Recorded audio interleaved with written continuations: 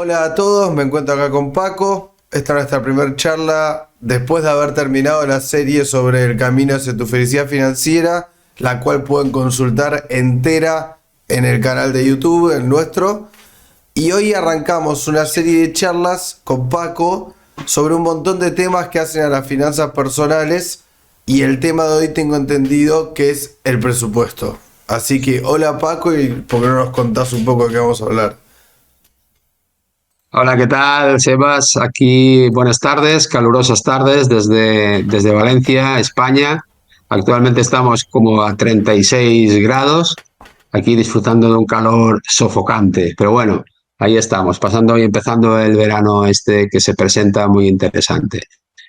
Pues sí, vamos a iniciar una nueva serie de que lo vamos a titular los puntos claves para desarrollar tu plan financiero personal, ¿vale?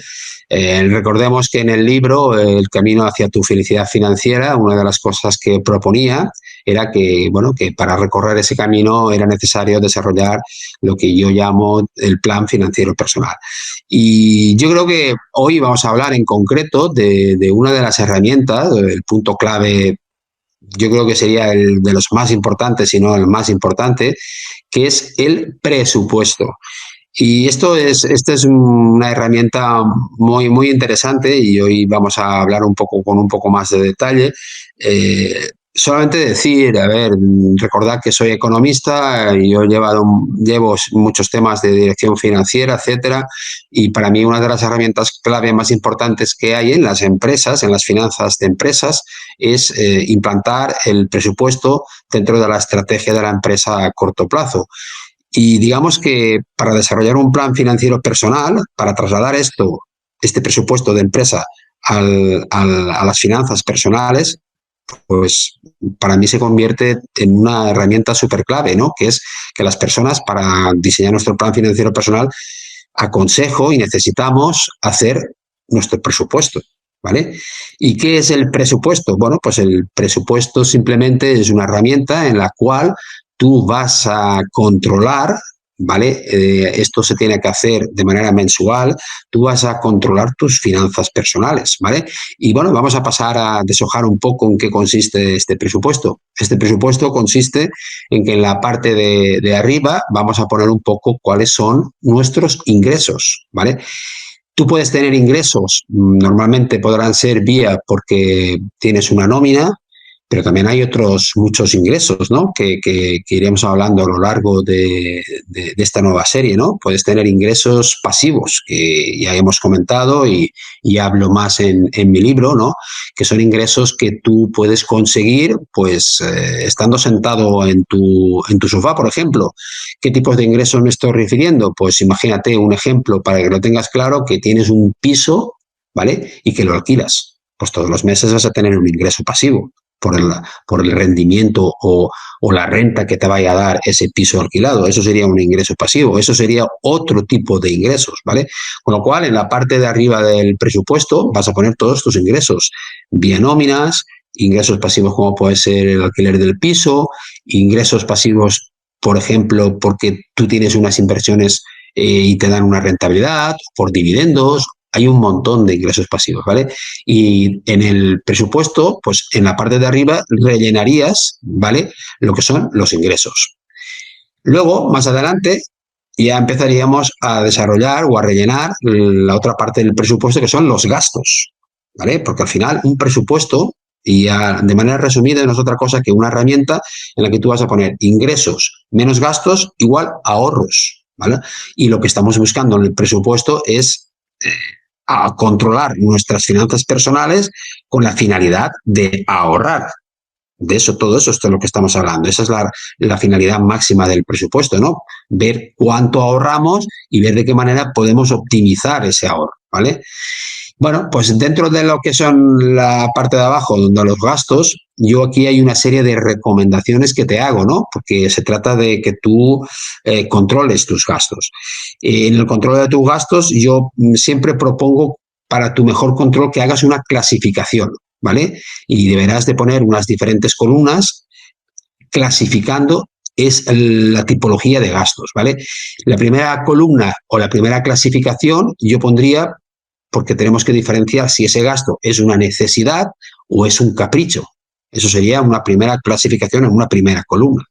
En una segunda columna podríamos hacer otra subclasificación en la que yo aconsejo poner qué tipo de gasto es. Dentro de si es necesario o es un capricho, pues clasificaríamos si es un gasto que es un gasto relacionado con el hogar, si es un gasto relacionado con vehículos, gastos personales, salud, ocio, gastos profesionales, si es un gasto relacionado con la educación, impuestos y otros. Esa sería una subclasificación. Y luego incluso podríamos poner una tercera subclasificación para todavía tener más claro la tipología de gastos a la que nos estamos refiriendo. Ahí podemos poner si es una reparación de coches, si estamos hablando de combustible, seguros, luz, comida, agua, gas, internet, seguros, etcétera, etcétera, etcétera. Al final, esa clasificación y subclasificación por tipos de gastos es algo que tiene que ser personalizada. Cada persona podrá hacérselo a su gusto y como él quiera, ¿vale? Este es uno de los secretos en lo que es diseñar nuestro presupuesto, ¿vale? Y en una tercera, o mejor dicho, en una cuarta columna, ya empezaríamos a poner el importe. ¿Qué gasto supone la hipoteca del mes? Pues pondríamos que al mes, pues en hipoteca nos podemos gastar 300, 400 euros según el gasto que sea. O qué gasto supone pagar algún tipo de impuesto, o el agua, o la luz, o el combustible, etcétera, etcétera, etcétera. Y luego en una quinta columna haríamos esto por año. ¿Por qué por mes y por año? Bueno, primero por mes, porque yo aconsejo que el presupuesto se tiene que controlar cada mes. Cada mes necesitarás controlar y trabajar este presupuesto, pero también tienes que tenerlo al año. Al año sobre todo porque hay partidas recurrentes que todos los meses te van a ir produciendo los gastos. Por ejemplo, la hipoteca, pues todos los meses vas a pagar una hipoteca. La luz, todos los meses vas a pagar luz. El agua, todos los meses vas a pagar agua. Pero luego hay otros gastos que no son mensuales, que pueden ser anuales. Por ejemplo, aquí en España un impuesto que nosotros llamamos el IBI, que es un impuesto por bienes inmuebles. Pues eso es un gasto que vas a tener una sola vez al año, con lo cual eso lo pondrás en la columna del año, ¿vale? Al final vas a poner todos los gastos que tienes, vas a hacer tus clasificaciones, subclasificaciones, los importes de gastos al mes, los importes de gastos al año, y al final de todo, como resumen, y esa es la finalidad, como antes decíamos, que tiene el presupuesto, es que vas a tener claro cuáles son los ahorros que vas a conseguir al mes y al año. Y esta es un poco la explicación dicha de una manera rápida de esta herramienta del presupuesto. No sé si te ha quedado claro, Sebas. Sí, me quedó claro y con lo de lo anual pensaba si el presupuesto no es como, es una cuestión de perspectiva el ejercicio. Como que está bueno tener un presupuesto que te permita verte a vos mismo desde afuera. Y tal vez generalmente el mes es una ventana de tiempo súper ilustrativa de la vida de uno, que tal vez en la miopía del presente no la vemos, pero como decías recién, hay veces que está bueno verse a uno de año a año. Pensaba en eso mientras te escuchaba, que es como tener una foto de uno mismo y lo lejana de esa foto se adecúa a qué tipo de imagen queremos ver y qué conclusiones queremos sacar. ¿No? Vale, y luego aparte, sí, eso que dices es así, pero es que aparte yo creo que, vamos a ver, ¿cómo trabajar el presupuesto? Sería un poco el segundo paso, ¿no? Dentro de la explicación de cómo funciona el presupuesto. Pues bueno, normalmente yo recomiendo que el presupuesto se haga a octubre, noviembre, diciembre, con vistas al año siguiente. Tú te haces un presupuesto y calculas pues qué piensas que vas a ingresar y qué piensas que vas a gastar, y eso te dará cuánto piensas que vas a ahorrar. Y te haces tu presupuesto. Y luego la esencia, la manera de trabajarlo, ¿vale? Es que una vez que se termine el mes, tú lo que vas a hacer, te vas a bajar el extracto del banco, que ahí te da toda la información. Normalmente las personas solemos tener una cuenta corriente, a lo sumo dos. Te bajas el extracto del banco y con esos gastos, que son los que se han producido durante ese mes, lo que haces es rellenar mes a mes los gastos reales y comparas qué teníamos en el presupuesto y cuáles son los gastos reales y qué desviación hemos tenido. Esto es importante que se haga. Esto, para que te hagas una idea, porque no estamos hablando de una herramienta para nada compleja.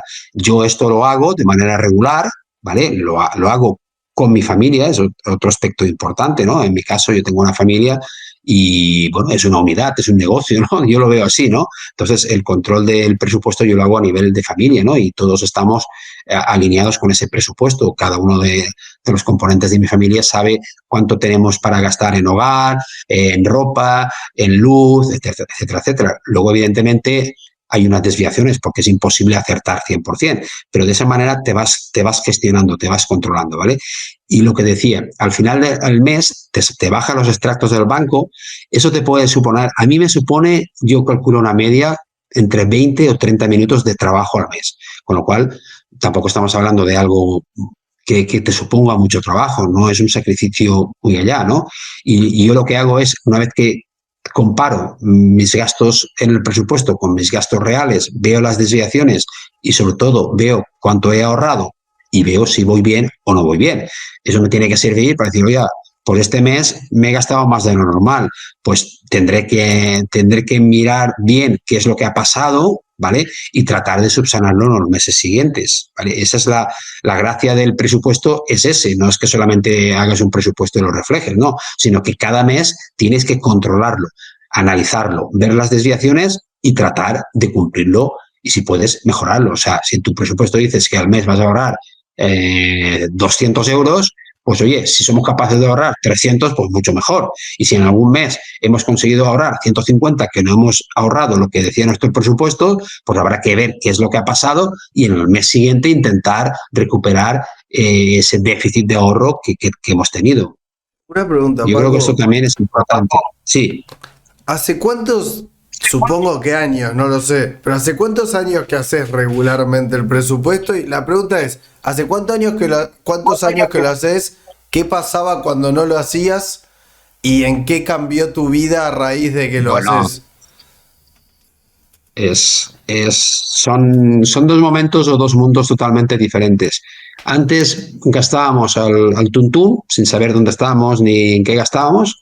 Y bueno, y desde que utilizamos en mi familia el presupuesto, pues bueno, sobre todo tenemos una enorme conciencia en lo que gastamos. Y sabemos que lo que gastamos es una necesidad o es un capricho, eso es algo fundamental. Y bueno, si es una necesidad, pues podemos intentar optimizarlo. Hay muchas maneras de ahorrar, incluso necesidades, ¿no? Hay un montón.